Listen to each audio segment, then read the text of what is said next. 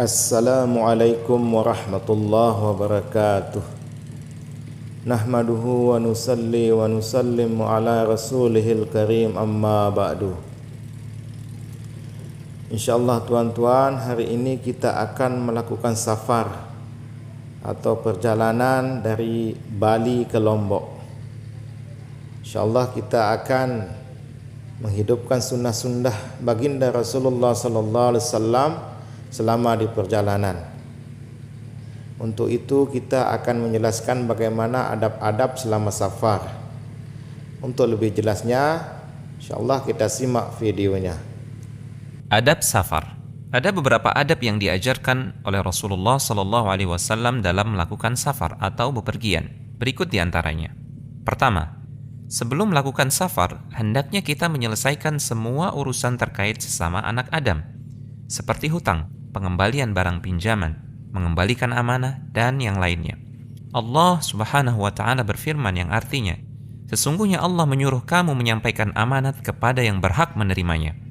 Kedua, sebelum keluar rumah untuk safar, hendaknya mengerjakan salat 2 rakaat. Nabi SAW bersabda yang artinya, jika engkau keluar dari rumahmu, maka lakukanlah salat 2 rakaat, yang dengan itu akan menghalangimu dari kejelekan di luar rumah. Jika engkau memasuki rumahmu, maka lakukanlah salat 2 rakaat yang akan menghalangimu dari kejelekan di dalam rumah. Ketiga, dianjurkan untuk pamitan dan menitipkan pesan, baik bagi musafir maupun orang yang ditinggal.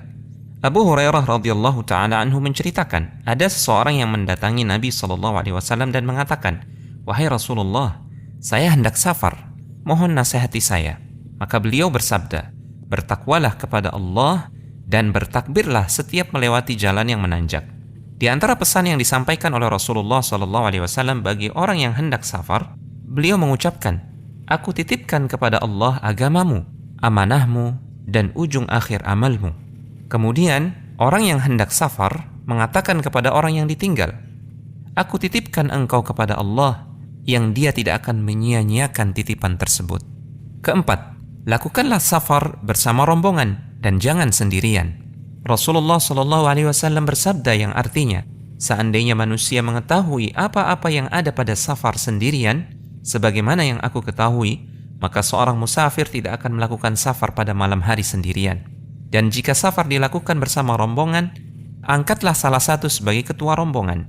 Rasulullah SAW bersabda yang artinya, apabila 3 orang akan berangkat safar, hendaklah mereka memilih salah seorang sebagai ketua rombongan. Kelima, jika tidak mendesak, dianjurkan memulai berangkat safar di hari Kamis.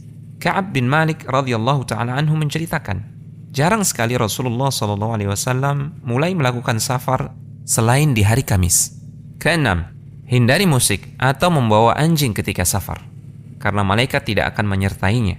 Rasulullah SAW bersabda yang artinya, sesungguhnya malaikat tidak akan menyertai rombongan yang di dalamnya ada anjing atau lonceng. Ketujuh, disunahkan bagi musafir untuk berjalan pada malam hari. Rasulullah SAW bersabda yang artinya, hendaklah kalian melakukan perjalanan pada malam hari tatkala safar, karena bumi ketika itu dipendekkan pada malam hari. Kedelapan, memperbanyak doa ketika safar, karena doa musafir itu mustajab. Rasulullah SAW bersabda yang artinya, 3 doa yang tidak akan ditolak, doa orang tua untuk anaknya, doa orang yang sedang berpuasa, dan doa orang yang sedang safar. 9. Selama safar dianjurkan untuk mengqasar salat dan meninggalkan semua salat rawatib selain qabliyah subuh.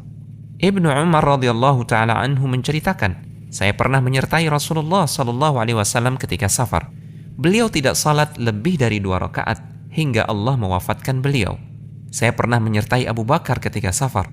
Beliau tidak salat lebih dari 2 rakaat hingga Allah mewafatkan beliau. Ke-10, segera pulang dari safar setelah urusan selesai. Rasulullah SAW bersabda yang artinya, safar itu bagian dari azab, melelahkan, menghalangi salah seorang di antara kalian dari makan, minum, dan tidurnya. Maka apabila salah seorang di antara kalian telah menyelesaikan urusannya, bersegeralah pulang menemui keluarganya.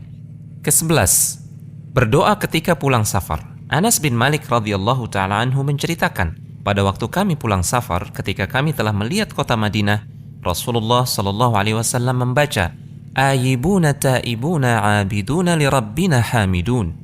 Orang-orang yang kembali, bertaubat, beribadah, dan hanya kepada Rabb kami semua memuji.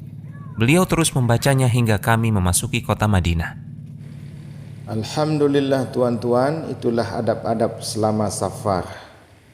Kurang lebihnya kami mohon maaf. Segala kebenaran itu datangnya daripada Allah Subhanahu wa taala, dan segala kesalahan dan kehilafan itu semata-matanya datangnya dari diri kami. Mohon diikhlaskan. Subhanallah wa bihamdihi, subhanakallahumma wa bihamdika, asyhadu an la ilaha illa anta, astaghfiruka wa atubu ilaik. Assalamualaikum warahmatullahi wabarakatuh.